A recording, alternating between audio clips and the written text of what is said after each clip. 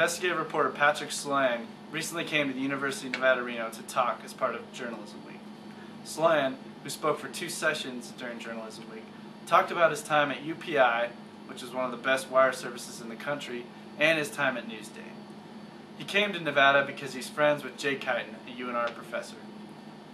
We sat down with Jay Kighton to see what he had to say about his longtime buddy. How I got to know him was, we were together from '59 to '63 in a Baltimore newspaper. I worked for the Baltimore Evening Sun. I was a general assignment reporter, and he was a general assignment reporter for the Baltimore News. Sloyan won 2 Pulitzer Prizes in his day. One for a staff effort and one by himself. The one by himself came when he was covering automobiles. He broke one of the biggest stories that at his time. Basically what happened was, in the old days, some of the cars that they were inventing, the steering columns in a car were pure steel. So what was happening is when people would get in head-on collisions, say the steering wheel is right in front of you, the steering column would sometimes just go straight and impale people when there was a head-on collision. And he broke that story, and it was one of the biggest causes of death in automobile accidents.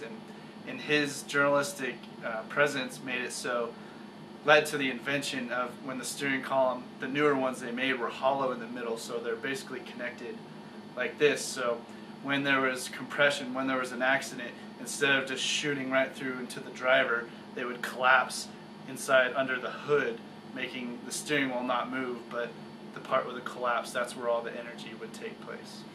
He was a tough reporter. I remember when he was working for UPI, he used to complain to, not complain, he would lament to me.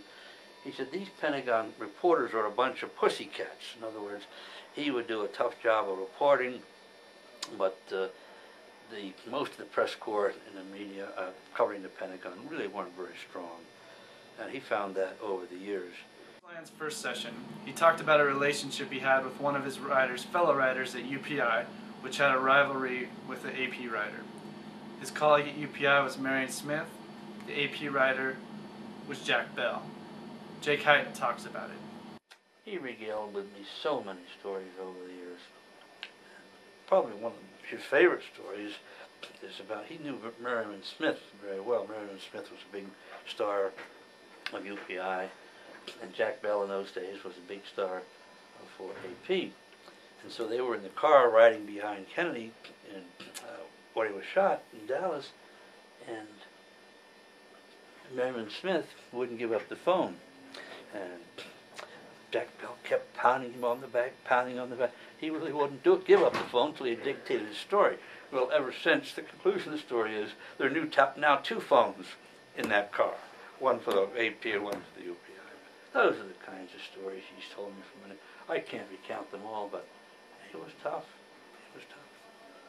During Sloyan's time here, he didn't just spend his time telling stories. He also answered questions for about 10 minutes in his final session.